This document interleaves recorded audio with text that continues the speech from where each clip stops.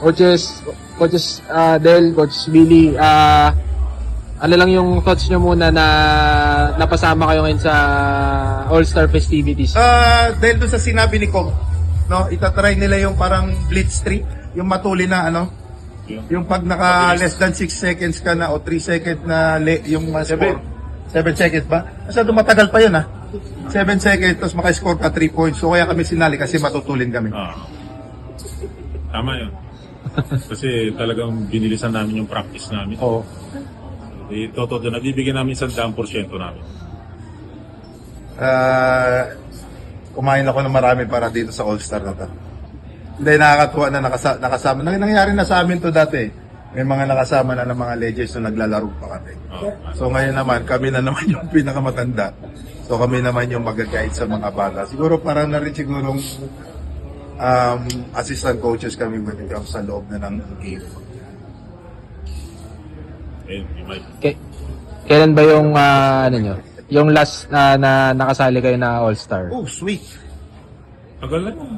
Ako, 2017 pa. Yung huling laro ko sa All-Star. Ikaw? Di ko na matanda, sobrang tagal. Tagal na? Di ko na matanda, no. Last ako nag-PBA, 2015, 2016. Mga 3-4 years before that pa siguro yung last ko. So, hindi ko na matandaan. So, hindi ko alam kung marunong ba ako mag-basketball. Pero kahit gano'n man, matagal na kaming naglaro ng All-Star. Excited pa rin kami kasi yung basketball naman hindi mawawala sa amin yan. Kahit pa paano, pag naglalaro-laro din kami sa labas, yung mga exhibition games para sa mga kababayan. So, eto, para sa PBA ito, kaya ginagawa namin. Pagdadagdag niya raw si narinig ko bumubulong si Mayor tsaka si Kong para sa mga legends lang. Pero i-donate ko pag nanalo kami, i-donate ko yung bonus ni Arwin Santos. May magiging kakampi ba kayo na coach nyo ngayon? Na kino-coach nyo ngayon? Ay, sweet, hindi ko alam Kala ko nga magkasama kami sa hindi ko pa alam kung sino yung composition ng team namin So mamaya malalaman sa practice, nag-start na yata yung May practice. rookie kayo sa Converge? May rookie kayo sa Converge? Si Juan Deleanio. Si Juan. Lalaro naman yun no? All-Star game. Ako may makakampi ako sa amin sa TNT, si Henry Galinato at si Kim Audi.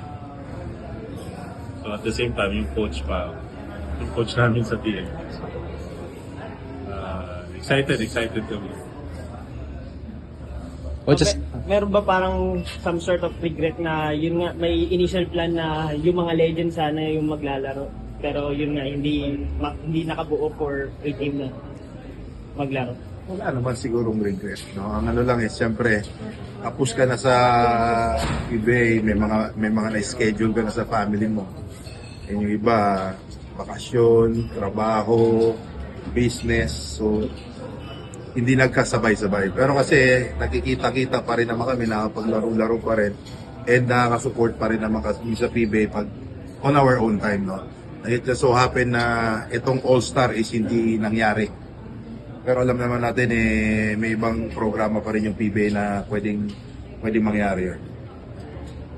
Siguro next time, i-schedule na lang ng mas Earlier, maaga or para Set ng schedule. set pati maiwas ng mga dating player, yung mga legends ka. Hindi kasi pinayagan ng asawa. Yung totoo, hindi pinayagan ng asawa at girlfriend yung iba. Basta wala lang maingay, huwag nyo ilalabas na. Takot kasi. Naka-record ba? Hindi, i-schedule lang talaga. being here, bumabalik ba yung mga memories niya na dating All-Star? Ano yung mga fondest memories niya dati na naranasan niya sa pagiging parte ng All-Star? Pinag-uusapan namin ni Randy dahil na yung medyo mahihain yung mga ngayon, yung mga bata. Medyo mahihain, no? So hindi masyadong nangungulit, hindi nagja-challenge, pero alam natin pagdating sa laro iba eh. So kahit kami noon, medyo fun kami when it comes to interviews, saka lahat, mga events. Pero pagdating na ng court, nagpaplano na kami na bawal pa nalunin yung kabilang team. Ganun parati yan kasi when it comes to basketball, competitive pa rin yan kahit it's fun basketball. Ayaw mo, Pilipino tayo, ayaw natin magpatalo eh. Di ba? So, pag jump ball yan, iba na kagad yung mentality ng mga yan.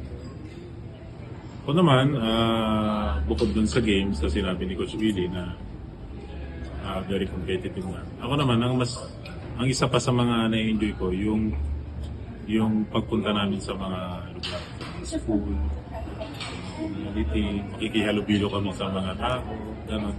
Yun isa rin sa mga namimiss ko. Kasi gusto ko nakita yung mga masasaya yung mga tao na nagpapapicture, nakikipag-usap, masaya sila kasi nandun kami.